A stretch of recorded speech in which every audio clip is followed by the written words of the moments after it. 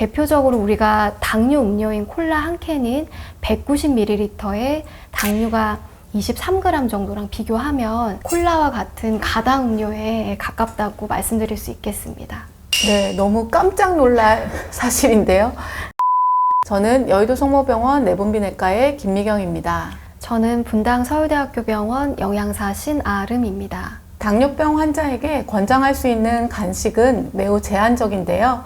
우유나 유제품의 경우 열량이나 영양 면에서 당뇨병 환자에게 권장할 만한 간식이라고 할 수 있습니다. 국민건강영양통계에 따르면 국내 우유 1일 섭취량은 30세 이상 성인에서 100g 이하, 반자 미만으로 섭취하는 것으로 나타났습니다. 매우 부족한 상태로 섭취를 하고 있는데요. 오늘의 영상은 이 우유와 유제품의 현명한 섭취 방법에 대해서 알아보도록 하겠습니다. 교수님 말씀해 주신 것처럼 국내 칼슘 섭취량과 우유 섭취량이 부족한 상태인데요. 우유 섭취를 통한 건강에 미치는 긍정적인 이점이 있을까요? 네, 우유와 유제품에는 다양한 영양소가 포함되어 있는데요. 그 중에서도 단백질, 칼슘, 비타민 D가 포함되어 있고, 칼슘과 비타민 D는 이제 골다공증 예방에도 도움이 된다고 할 수가 있겠습니다. 그리고 연구 보고에 따르면 우유 섭취가 증가할수록 대사증후군의 발생이 감소하는 것으로 보고가 되고 있고, 우유와 암과의 관련성을 분석한 연구에서는 매일 200ml의 우유를 마시면 대장암 발생 위험도가 9% 감소하는 것으로 나타났습니다. 이처럼 우유를 잘 활용하면 건강에 이점이 많은데요. 그럼 먼저 우유의 영양 성분에 대해서 알아보도록 하겠습니다. 우유에는 어떤 영양 성분이 들어있을까요? 시중에 판매되고 있는 일반 흰우유의 영양 성분을 살펴보면 200ml 한 팩 기준으로 열량은 135칼로리, 그리고 탄수화물은 10g, 단백질은 6g, 그리고 지방은 8g 정도가 함유되어 있는 것을 확인할 수 있습니다. 이 양은 당뇨병 식품교환표 기준 우유분 1교환 정도에 해당하는 양인데요. 특히 우유는 칼슘의 근원식품으로 200ml에 한 팩 기준 칼슘이 200mg 정도 함유되어 있어서 이 정도의 함유량은 1일 영양 성분 기준치의 약 30% 정도를 충족할 수 있습니다.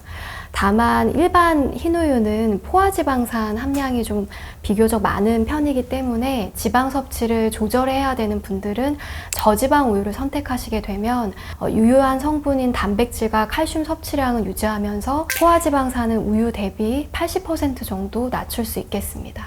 당뇨 환자분에게 흰우유 섭취를 많이 권장하는 편인데요. 단백질과 칼슘을 포함하면서 포화지방산이 낮은 저지방 우유를 선택하는 것도 좋은 방법인 것 같습니다. 그런데 요즘 마트에 나가보면 우유라는 이름이 붙어있는 다양한 제품들을 볼 수가 있는데요.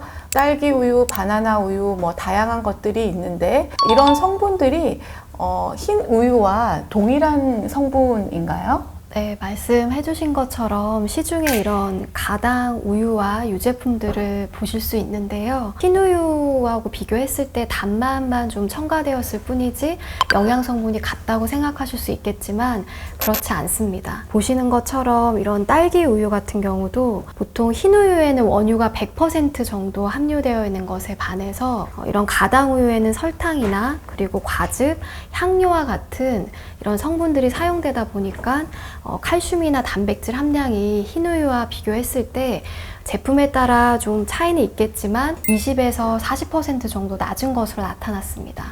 또한 당뇨 환자분들은 이 당류 함량을 한번 보셔야 되는데요. 일반 흰우유에는 당류 함량이 10g 정도 들어가 있는데 반해서 이런 딸기나 초코우유나 이런 가당 유제품에는 당류 함량이 한 20g 정도 함유가 되어 있습니다. 그래서 흰우유랑 비교했을 때 2배가 넘는 수준인데요. 대표적으로 우리가 당류 음료인 콜라 한 캔인 190ml에 당류가 23g 정도랑 비교하면 사실 우유라기보다는 콜라와 같은 가당 음료에 가깝다고 말씀드릴 수 있겠습니다. 네, 너무 깜짝 놀랄 사실인데요. 딸기 우유와 초코 우유가 콜라 한 캔과 같은 당류를 포함하고 있다는 매우 놀라운 사실을 이제 알게 되었습니다. 요즘에 건강을 위해서 요거트도 많이 먹는데요. 요거트는 어떤가요?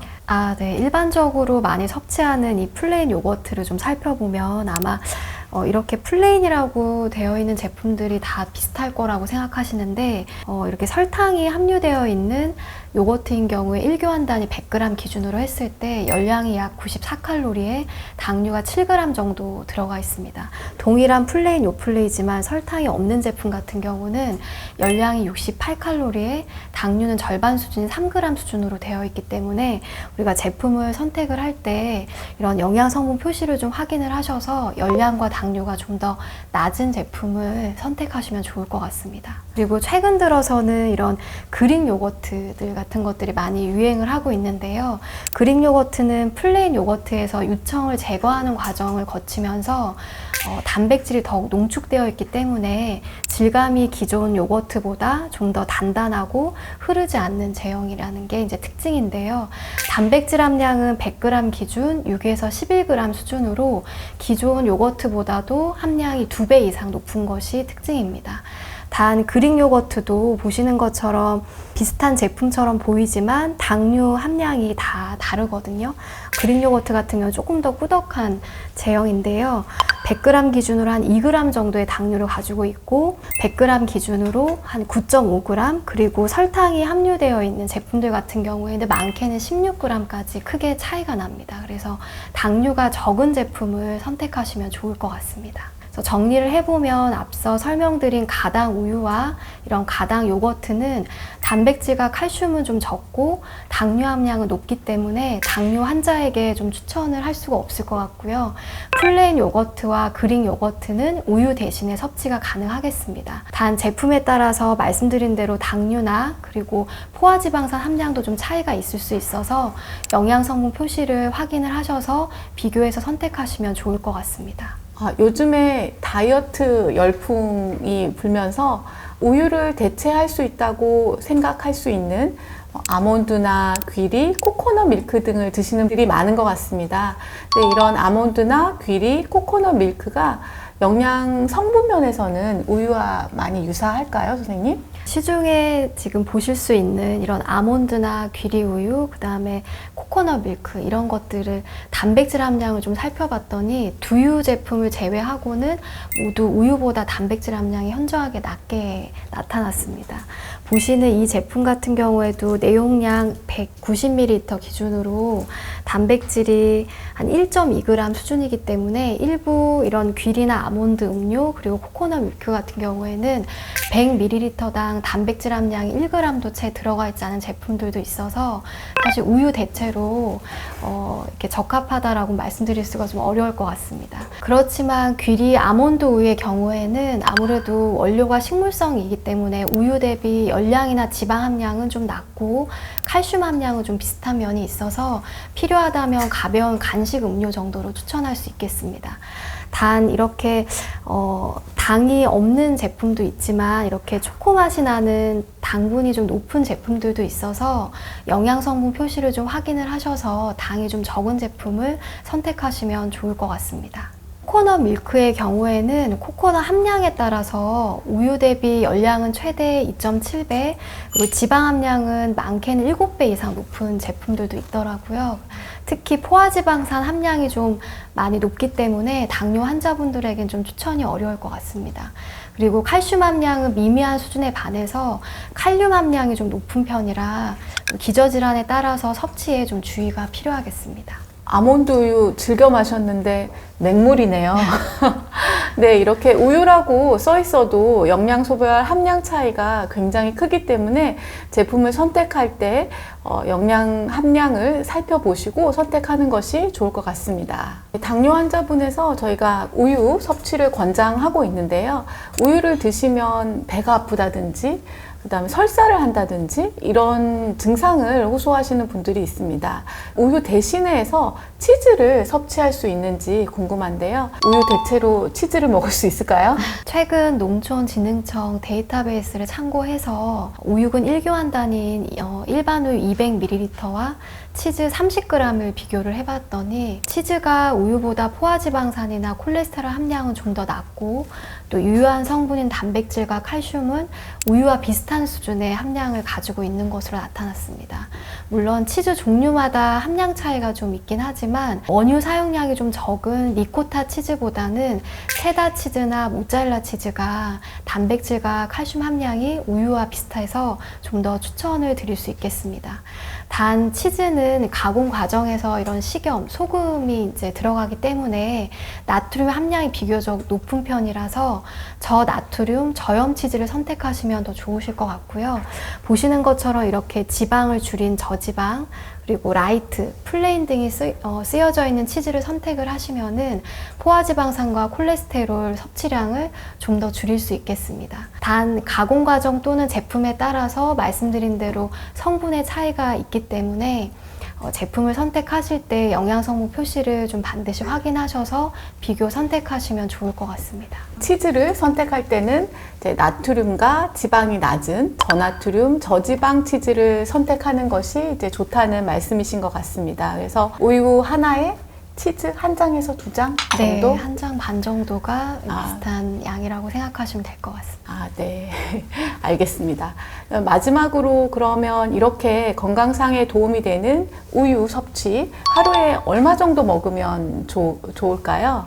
보건복지부와 한국영양학회에서는 칼슘의 주요 근원식품인 우유나 유제품을 성인의 경우 하루 1회 분량인 우유 기준 200g 이상을 섭취할 것을 권고를 하고 있는데요.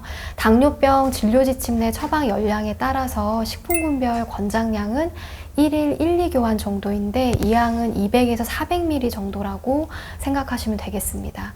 단 연령이나 활동 수준에 따라서 권장 섭취량은 좀 달라질 수 있겠습니다. 정리해서 보면 그럼 이 우유 한 팩 또는 2팩 정도 하루에 먹으면 된다는 그런 말씀이신 것 같습니다. 네, 우유 200ml 이 하나를 이제 드실 경우에 탄수화물 10g이 포함되어 있어서 혈당은 조금 올라갈 수가 있습니다. 그래서 식사를 하고 바로 우유 섭취를 하기보다는 식사와 식사 사이에 우유 섭취하는 것을 이제 권장드린다고 할 수가 있겠습니다.